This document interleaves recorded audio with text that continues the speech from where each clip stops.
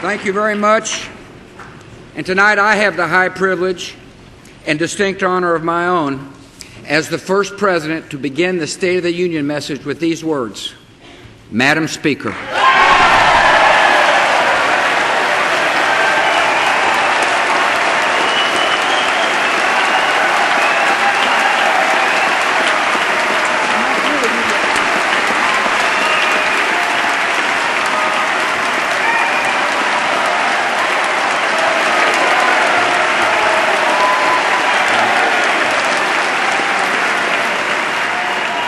In his day, the late Congressman Thomas D'Alessandro Jr. from Baltimore, Maryland, saw Presidents Roosevelt and Truman at this rostrum.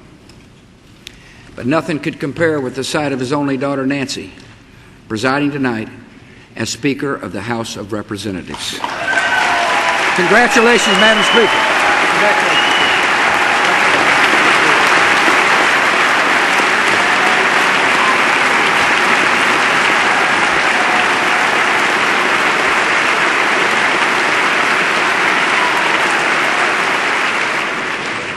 Two members of the House and Senate are not with us tonight, and we pray for the recovery and speedy return of Senator Tim Johnson and Congressman Charlie Norwood.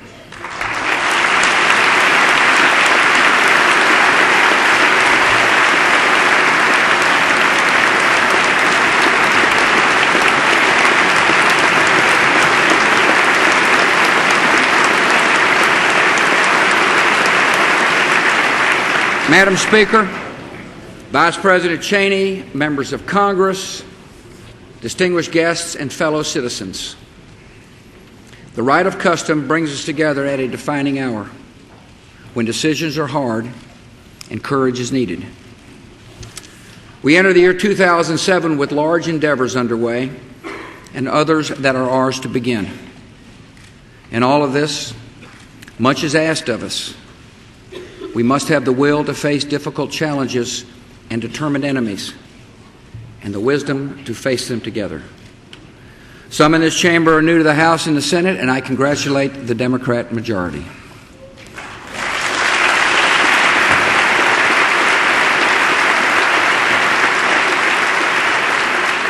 Congress has changed, but not our responsibilities. Each of us is guided by our own convictions, and to these we must stay faithful. Yet we're all held to the same standards and called to serve the same good purposes, to extend this nation's prosperity, to spend the people's money wisely, to solve problems, not leave them to future generations, to guard America against evil, and to keep faith with those we have sent forth to defend us.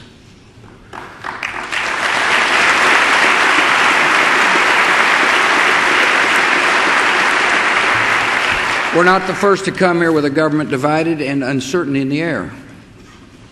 Like many before us, we can work through our differences, and we can achieve big things for the American people.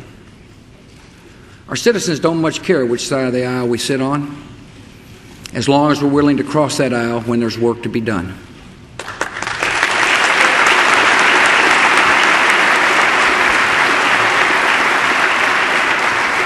Our job is to make life better for our fellow Americans and to help them build a future of hope and opportunity, and this is the business before us tonight.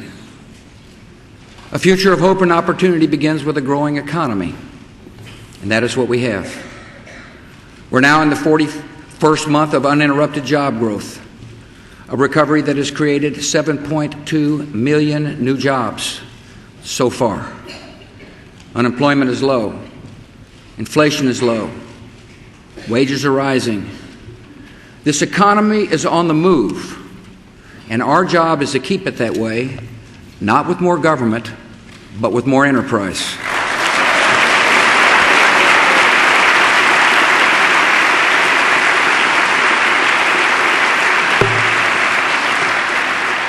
Next week, I'll deliver a full report on the state of our economy. Tonight, I want to discuss three economic reforms that deserve to be priorities for this Congress. First, we must balance the federal budget.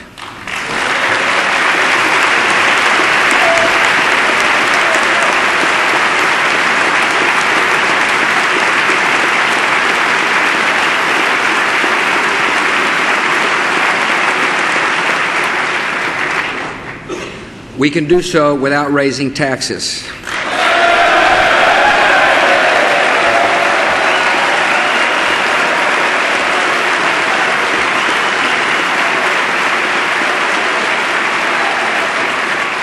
What we need is spending discipline in Washington, D.C. We set a goal of cutting the deficit in half by 2009 and met that goal 3 years ahead of schedule.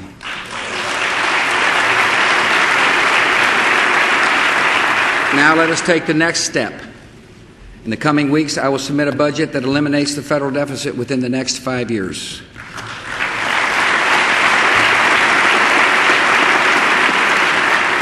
I ask you to make the same commitment. Together we can restrain the spending appetite of the federal government, and we can balance the federal budget.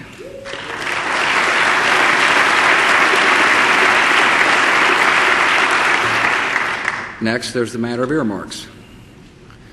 These special interest items are often slipped into bills at the last hour, when not even C-SPAN is watching. In 2005 alone, the number of earmarks grew to over 13,000 and totaled nearly $18 billion.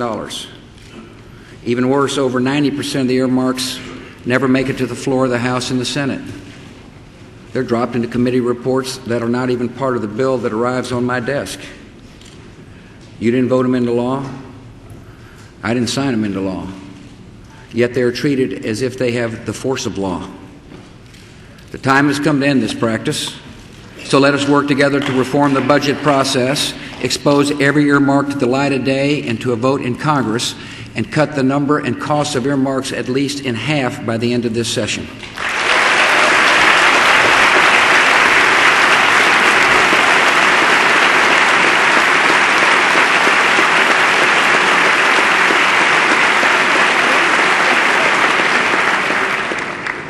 And finally, to keep this economy strong, we must take on the challenge of entitlements. Social Security and Medicare and Medicaid are commitments of conscience, and so it is our duty to keep them permanently sound. Yet we're failing in that duty, and this failure will one day leave our children with three bad options: huge tax increases, huge deficits, or huge and immediate cuts in benefits. Everyone in this chamber knows this to be true, yet somehow we have not found it in ourselves to act. So let us work together and do it now.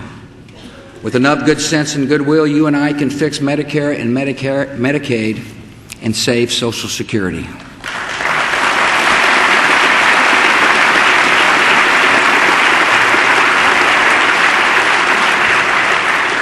Spreading opportunity and hope in America also requires public schools that give children the knowledge and character they need in life. 5 years ago, we rose above partisan differences to pass the No Child Left Behind Act, preserving local control, raising standards, and holding schools accountable for results. And because we acted, students are performing better in reading and math, and minority students are closing the achievement gap. Now the task is to build on this success without watering down standards, without taking control from local communities, and without backsliding and calling it reform. We can lift student achievement even higher by giving local leaders flexibility to turn around failing schools, and by giving families with children stuck in failing schools the right to choose someplace better.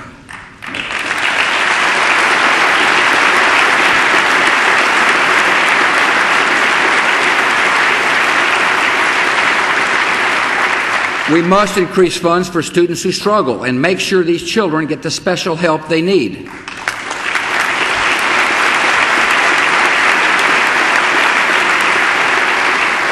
And we can make sure our children are prepared for the jobs of the future and our country is more competitive by strengthening math and science skills. The No Child Left Behind Act has worked for America's children, and I ask Congress to reauthorize this good law.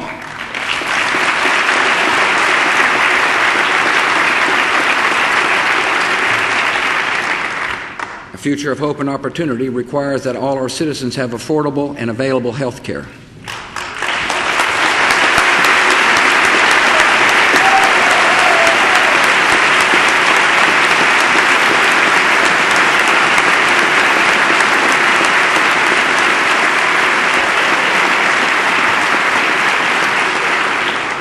When it comes to health care, government has an obligation to care for the elderly, the disabled, and poor children, and we will meet those responsibilities. For all other Americans, private health insurance is the best way to meet their needs.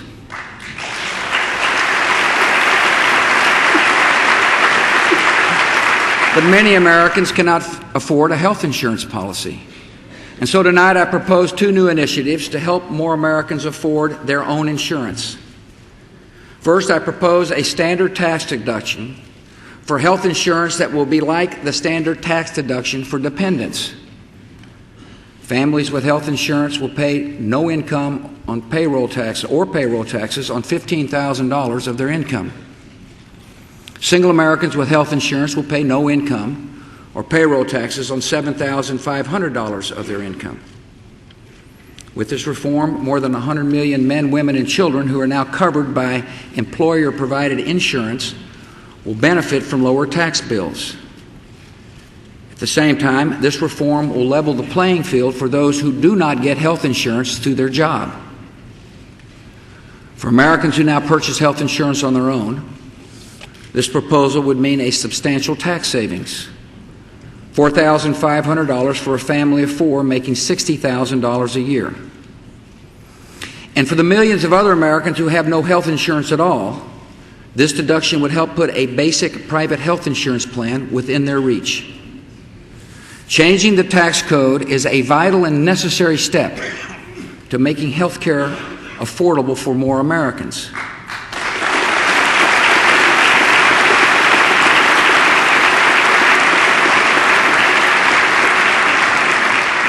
My second proposal is to help the states that are coming up with innovative ways to cover the uninsured.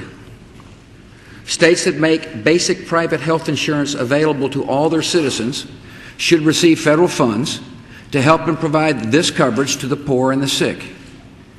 I've asked the Secretary of Health and Human Services to work with Congress to take existing federal funds and use them to create affordable choices grants. These grants would give our nation's governors more money and more flexibility to get private health insurance to those most in need. There are many other ways that Congress can help. We need to expand health savings accounts.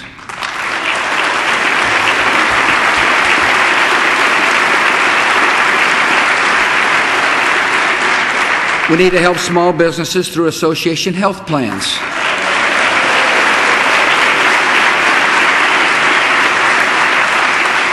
We need to reduce costs and medical errors with better information technology.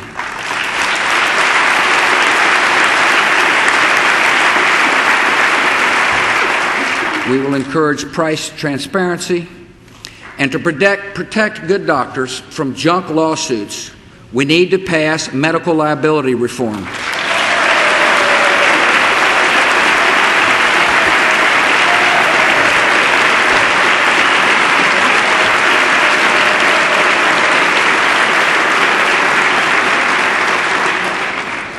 In all we do, we must remember that the best health care decisions are not made by government and insurance companies, but by patients and their doctors.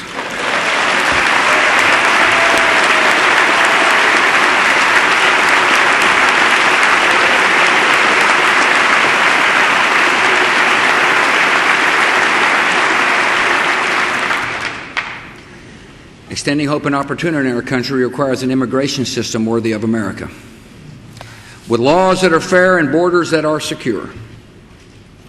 When laws and borders are routinely violated, this harms the interests of our country. To secure our border, we're doubling the size of the Border Patrol and funding new infrastructure and technology. Yet even with all these steps, we cannot fully secure the border unless we take pressure off the border. And that requires a temporary worker program. We should establish a legal and orderly path for foreign workers to enter our country to work on a temporary basis. As a result, they won't have to try to sneak in. And that will leave border agents free to chase down drug smugglers and criminals and terrorists.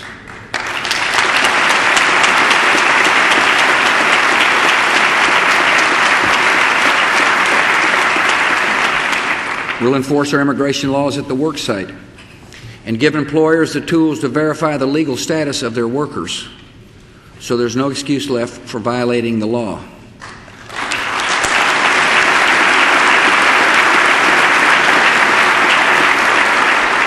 We need to uphold the great tradition of the melting pot that welcomes and assimilates new arrivals.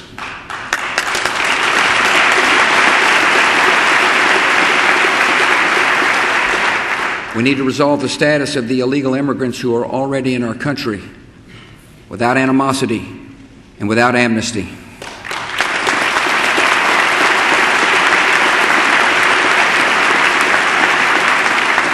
Convictions run deep in this capital when it comes to immigration. Let us have a serious, civil, and conclusive debate so that you can pass and I can sign comprehensive immigration reform into law.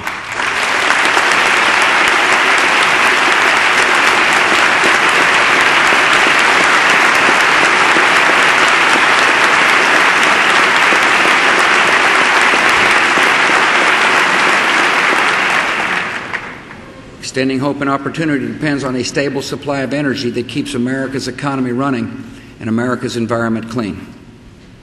For too long, our nation has been dependent on foreign oil. And this dependence leaves us more vulnerable to hostile regimes and to terrorists who could cause huge disruptions of oil shipments and raise the price of oil and do great harm to our economy. It's in our vital interest to diversify America's energy supply. The way forward is through technology. We must continue changing the way America generates electric power by even greater use of clean coal technology, solar and wind energy, and clean, safe nuclear power.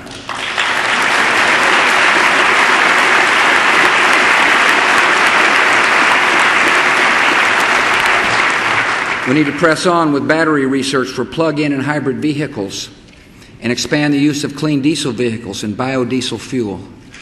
We must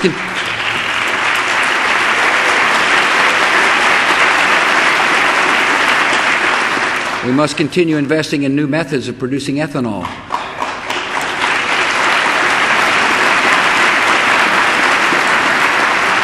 Using everything from wood chips to grasses to agricultural wastes. We made a lot of progress thanks to good policies here in Washington and the strong response of the market. And now even more dramatic advances are within reach. Tonight I ask Congress to join me in pursuing a great goal. Let us build on the work we've done and reduce gasoline usage in the United States by 20% in the next 10 years.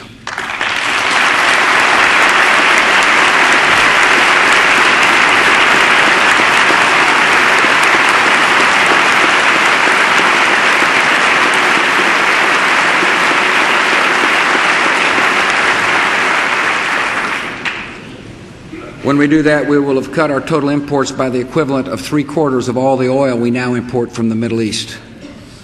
To reach this goal, we must increase the supply of alternative fuels by setting a mandatory fuel standard to require 35 billion gallons of renewable and alternative fuels in 2017, and that is nearly 5 times the current target.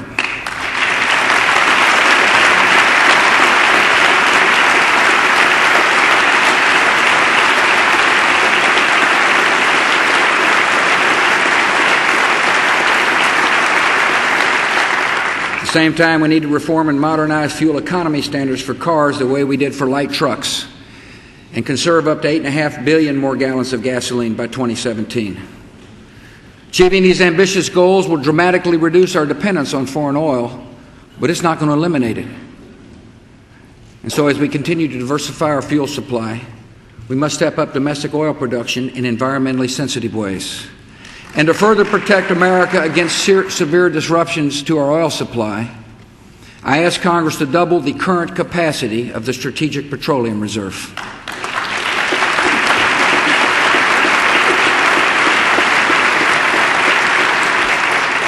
America is on the verge of technological breakthroughs that will enable us to live our lives less dependent on oil.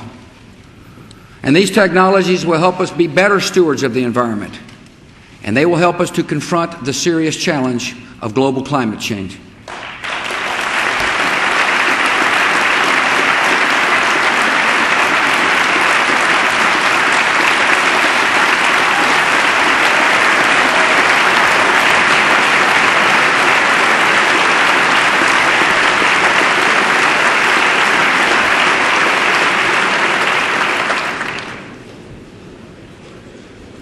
future of hope and opportunity requires a fair, impartial system of justice. The lives of our citizens across our nation are affected by the outcome of cases pending in our federal courts. We have a shared obligation to ensure that the federal courts have enough judges to hear those cases and deliver timely rulings. As President, I have a duty to nominate qualified men and women to vacancies on the federal bench, and the United States Senate has a duty as well to give those nominees a fair hearing and a prompt up or down vote on the Senate floor.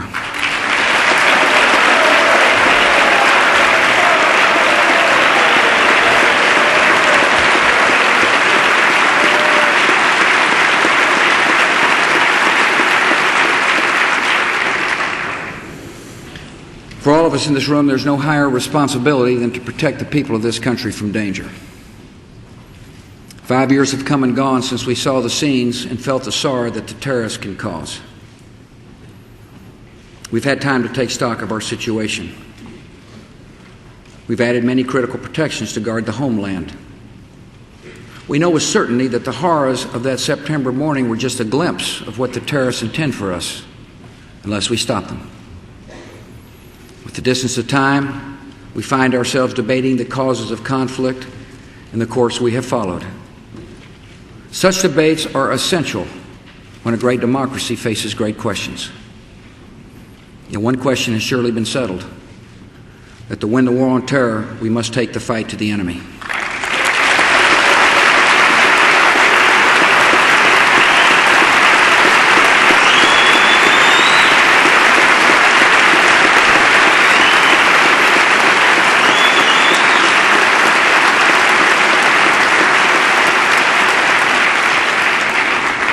From the start, America and our allies have protected our people by staying on the offense.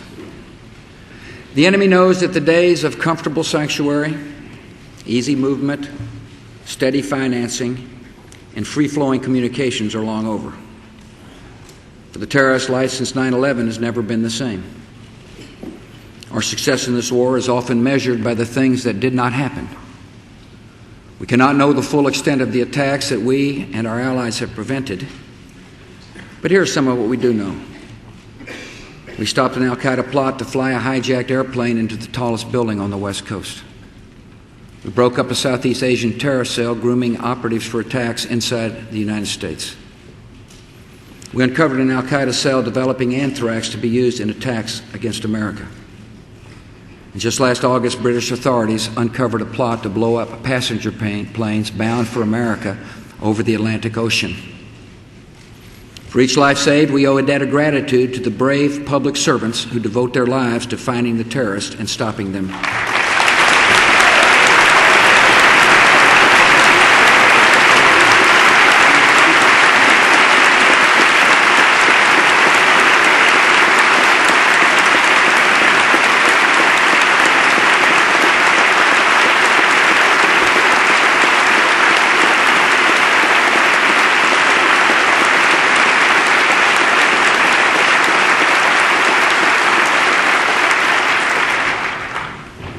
Every success against the terrorists is a reminder of the shoreless ambitions of this enemy. The evil that inspired and rejoiced in 9/11 is still at work in the world. And so long as that's the case, America is still a nation at war. In the mind of the terrorists, this war began well before September the 11th and will not end until their radical vision is fulfilled. And these past 5 years have given us a much clearer view of the nature of this enemy. Al-Qaeda and its followers are Sunni extremists, possessed by hatred and commanded by a harsh and narrow ideology. Take almost any principle of civilization, and their goal is the opposite. They preach with threats, instruct with bullets and bombs, and promise paradise for the murder of the innocent. Our enemies are quite explicit about their intentions. They want to overthrow moderate governments and establish safe havens from which to plan and carry out new attacks on our country. By killing and terrorizing Americans, they want to force our country to retreat from the world and abandon the cause of liberty. They would then be free to impose their will and spread their totalitarian ideology. Listen to this warning from the late terrorist Zarqawi. We will sacrifice our blood and bodies to put an end to your dreams. And what is coming is even worse. Osama bin Laden declared death is better than living on this earth with the unbelievers among us. These men are not given idle words, and they are just one camp in the Islamist radical movement. In recent times, it has also become clear that we face an escalating danger from Shia extremists who are just as hostile to America and are also determined to dominate the Middle East. Many are known to take direction from the regime in Iran, which is funding and arming terrorists like Hezbollah, a group second only to al-Qaeda in the American lives it has taken. The Shia and Sunni extremists are different faces of the same totalitarian threat. Whatever slogans they chant, when they slaughter the innocent, they have the same wicked purposes. They kill Americans, kill democracy in the Middle East, and gain the weapons to kill on an even more horrific scale. In the 6 years since our nation was attacked, I wish I could report to you that the dangers have ended. They have not. And so it remains the policy of this government to use every lawful and proper tool of intelligence, diplomacy, law enforcement, and military action to do our duty, to find these enemies, and to protect the American people.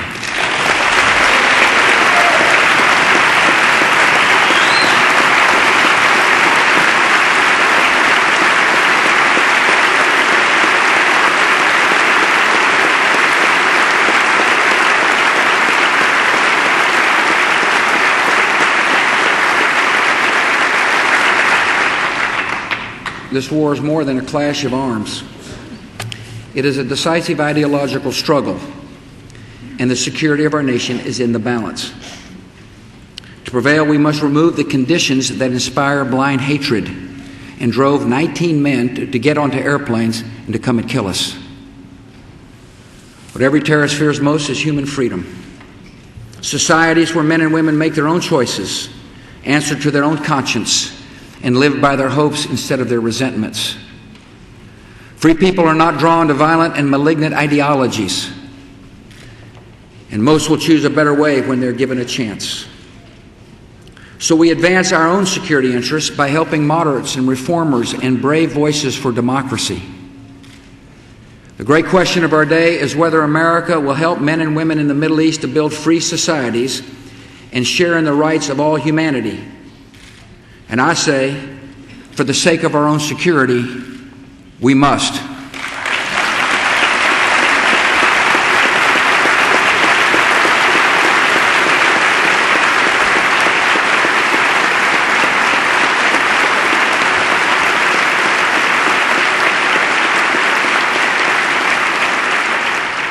In the last 2 years, we've seen the desire for liberty in the broader Middle East. And we have been sobered by the enemy's fierce reaction. 2005, the world watched as the citizens of Lebanon raised the banner of the Cedar Revolution. They drove out the Syrian occupiers and chose new leaders in free elections. In 2005, the people of Afghanistan defied the terrorists and elected a democratic legislature.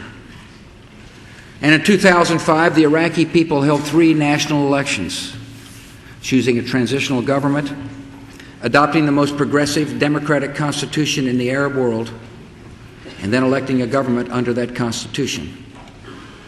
Despite endless threats from the killers in their midst, nearly 12 million Iraqi citizens came out to vote in a show of hope and solidarity that we should never forget.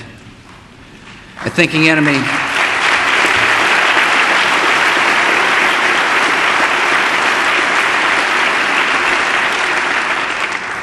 enemy watched all these scenes, adjusted their tactics, and in 2006 they struck back.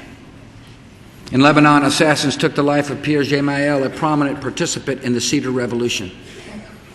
Hezbollah terrorists with support from Syria and Iran sowed conflict in the region and are seeking to undermine Lebanon's legitimately elected government. In Afghanistan, Taliban and al-Qaeda fighters tried to regain power by regrouping and engaging Afghan and NATO forces. In Iraq, al-Qaeda and other Sunni extremists blew up one of the most sacred places in Shia Islam, the Golden Mosque of Samarra. This atrocity, directed at a Muslim house of prayer, was designed to provoke retaliation from Iraqi Shia, and it succeeded. Radical Shia elements, some of whom received support from Iran, formed death squads. The result was a tragic escalation of sectarian rage and reprisal that continues to this day. This is not the fight we entered in Iraq, but it is the fight we are in. Every one of us wishes this war were over and won. Yet it would not be like us to leave our promises unkept, our friends abandoned, and our own security at risk.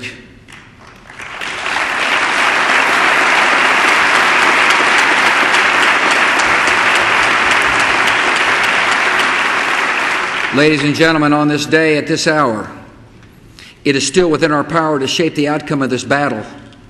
Let us find our resolve and turn events toward victory.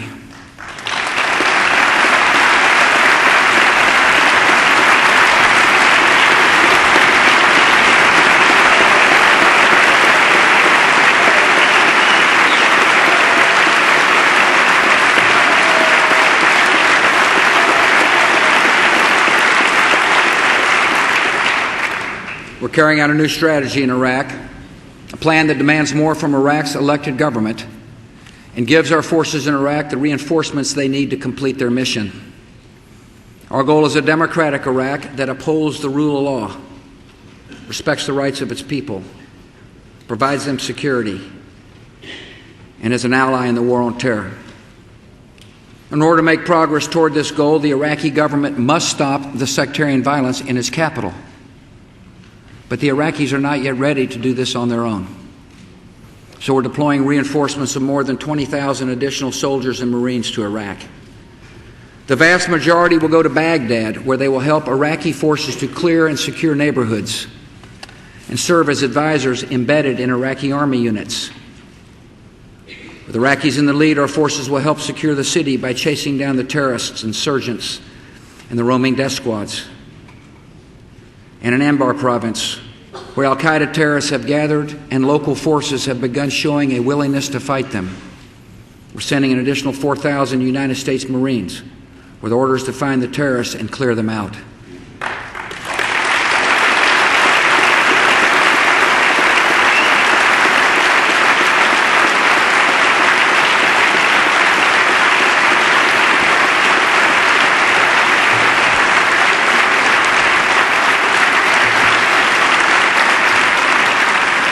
We didn't drive al-Qaeda out of their safe haven in Afghanistan, only to let them set up a new safe haven in a free Iraq. People of Iraq want to live in peace, and now it's time for their government to act. Iraq's leaders know that our commitment is not open-ended. They have promised to deploy more of their own troops to secure Baghdad, and they must do so. They pledge that they will confront violent radicals of any faction or political party, and they need to follow through and lift needless restrictions on Iraqi and coalition forces so these troops can achieve their mission of bringing security to all of the people of Baghdad. Iraq's leaders have committed themselves to a series of benchmarks to achieve reconciliation, to share oil revenues among all Iraq's citizens, to put the wealth of Iraq into the rebuilding of Iraq, to allow more Iraqis to re-enter their nation's civic life, to hold local elections, and to take responsibility for security in every Iraqi province. But for all this to happen, Baghdad must be secure. And our plan will help the Iraqi government take back its capital and make good on its commitments. My fellow citizens, our military commanders and I have carefully weighed the options. We discussed every possible approach. In the end, I chose this course of action because it provides the best chance for success. Many in this chamber understand that America must not fail in Iraq, because you understand that the consequences of failure would be grievous and far-reaching. If American forces step back before Baghdad is secure, the Iraqi government would be overrun by extremists on all sides. We could expect an epic battle between Shia extremists backed by Iran and Sunni extremists aided by al-Qaeda and supporters of the old regime. A contagion of violence could spill out across the country, and in time, the entire region could be drawn into the conflict. For America, this is a nightmare scenario. For the enemy, this is the objective. Chaos is the greatest ally, their greatest ally in this struggle. And out of chaos in Iraq would emerge an emboldened enemy with new safe havens, new recruits, new resources, and an even greater determination to harm America. To allow this to happen would be to ignore the lessons of September the 11th and invite tragedy. Ladies and gentlemen, nothing is more important at this moment in our history than for America to succeed in the Middle East, to succeed in Iraq, and to spare the American people from this danger.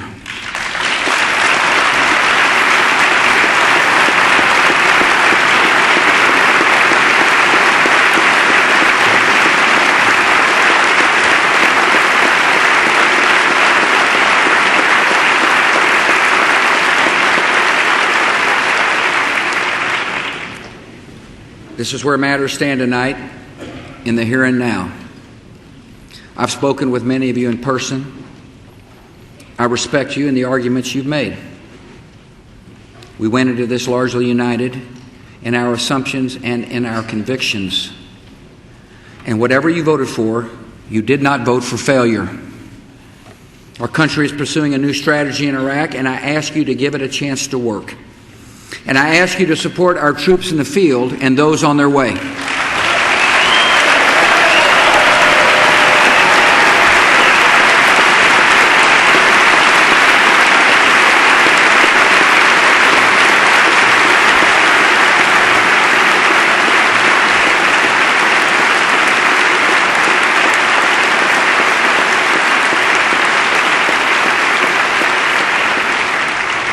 The war on terror we fight today is a generational struggle that will continue long after you and I have turned our duties over to others.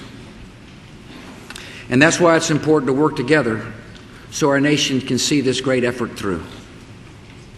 Both parties and both branches should work in close consultation. That's why I've proposed to establish a special advisory council on the war on terror, made up of leaders in Congress from both political parties. We will share ideas for how to position America to meet every challenge that confronts us. We'll show our enemies abroad that we're united in the goal of victory. And one of the first steps we can take together is to add to the ranks of our military so that the American armed forces are ready for all the challenges ahead. Tonight,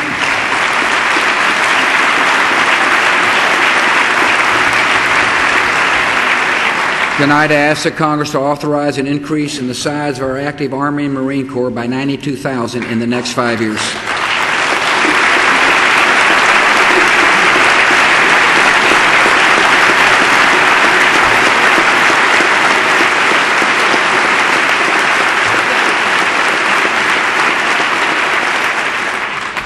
Second task we can take on together is to design and establish a volunteer civilian reserve corps.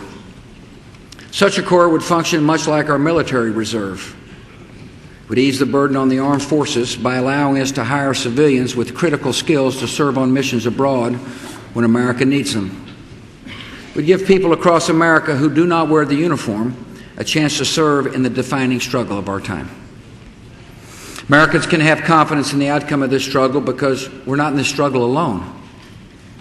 We have a diplomatic strategy that is rallying the world to join in the fight against extremism. In Iraq, multinational forces are operating under a mandate from the United Nations. We're working with Jordan and Saudi Arabia and Egypt and the Gulf states to increase support for Iraq's government. The United Nations has imposed sanctions on Iran and made it clear that the world will not allow the regime in Tehran to acquire nuclear weapons.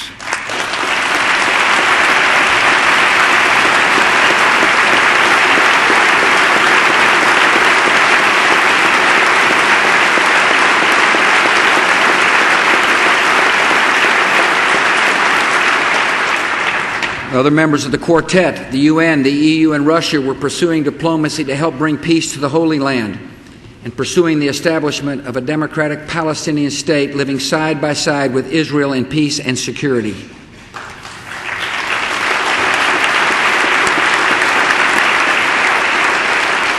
And In Afghanistan, NATO has taken the lead in turning back the Taliban and al-Qaeda offensive, the first time the alliance has deployed forces outside the North Atlantic area. Together with our partners in China and Japan, Russia, and South Korea, we're pursuing intensive diplomacy to achieve a Korean peninsula free of nuclear weapons.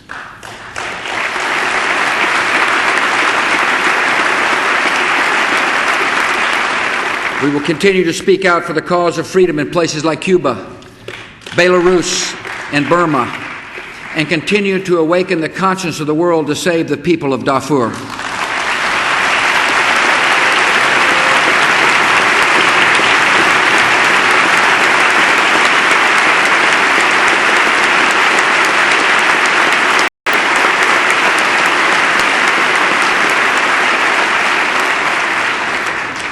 American foreign policy is more than a matter of war and diplomacy. Our work in the world is also based on a timeless truth: to whom much is given, much is required. We hear the call to take on the challenges of hunger and poverty and disease, and that is precisely what America is doing. We must continue to fight HIV/AIDS, especially on the continent of Africa.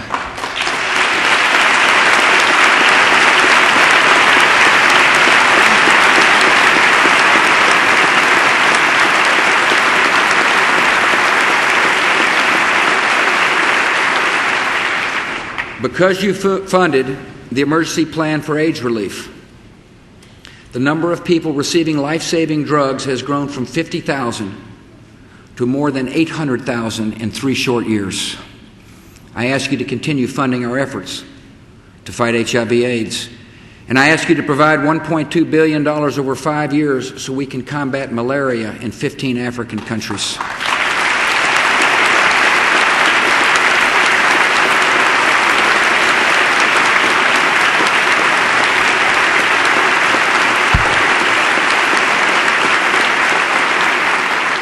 I ask that you fund the Millennium Challenge account so that American aid reaches the people who need it in nations where democracy is on the rise and corruption is in retreat. And let us continue to support the expanded trade and debt relief that are the best hope for lifting lives and eliminating poverty.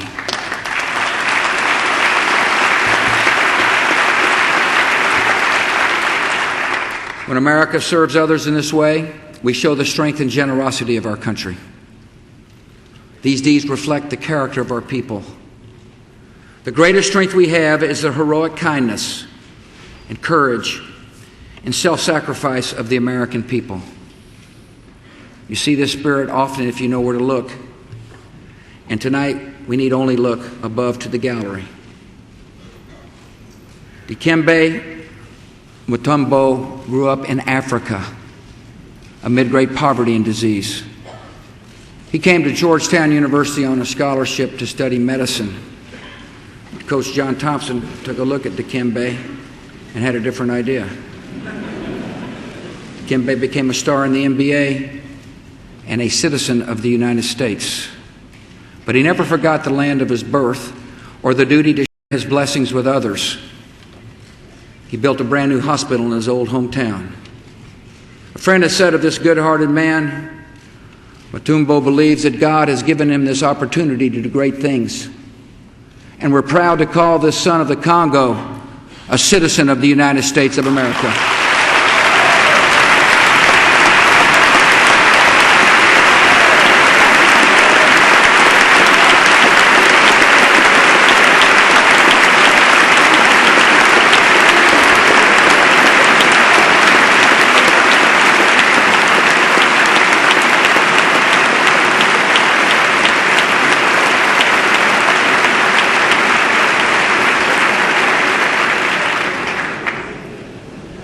After her daughter was born, Julie Agner Clark searched for ways to share her love of music and art with her child. So she borrowed some equipment and began filming children's videos in her basement. The Baby Einstein Company was born, and in just 5 years, her business grew to more than $20 million in sales. November 2001, Julie sold Baby Einstein to Walt Disney Company, and with her help, Baby Einstein has grown into a $200 million business. Julie represents the great enterprising spirit of America, and she's using her success to help others, producing child safety videos with John Walsh of the National Center for Missing and Exploited Children. Julie says of her new project, "I believe it is the most important thing I have ever done. I believe that children have the right to live in a world that is safe." And so tonight, we are pleased to welcome this talented business entrepreneur and generous social entrepreneur, Julie Eigner-Clark.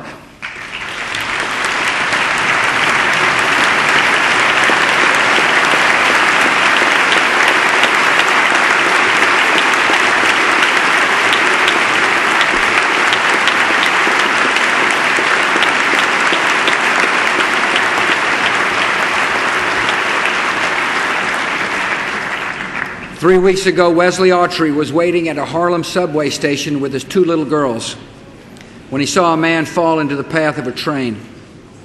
With seconds to act, Wesley jumped onto the tracks, pulled the man into the space between the rails, and held him as the train passed right above their heads. He insists he's not a hero.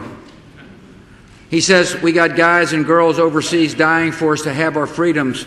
We have got to show each other some love." There is something wonderful about a country that produces a brave and humble man like Wesley Autry.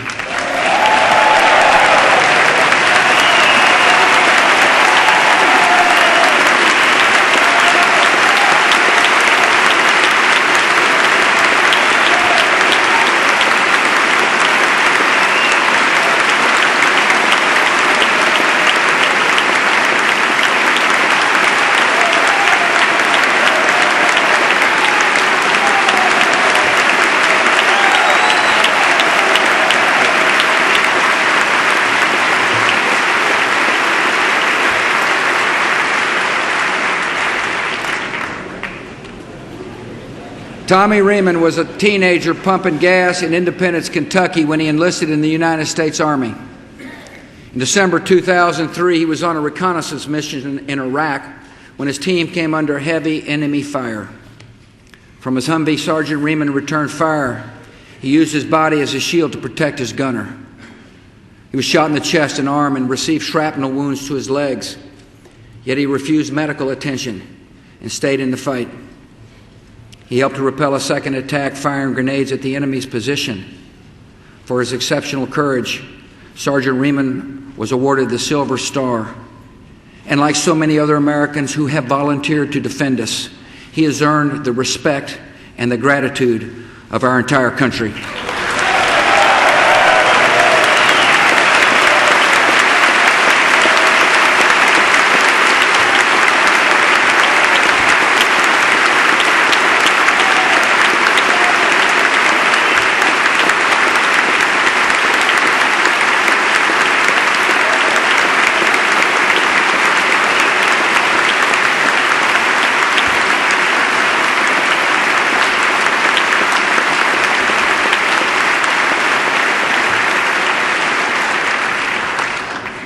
In such courage and compassion, ladies and gentlemen, we see the spirit and character of America.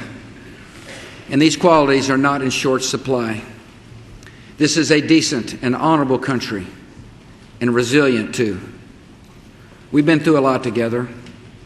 We've met challenges and faced dangers, and we know that more lie ahead. Yet we can go forward with confidence, because the state of our union is strong. Our cause in the world is right. And tonight, that cause goes on. God bless.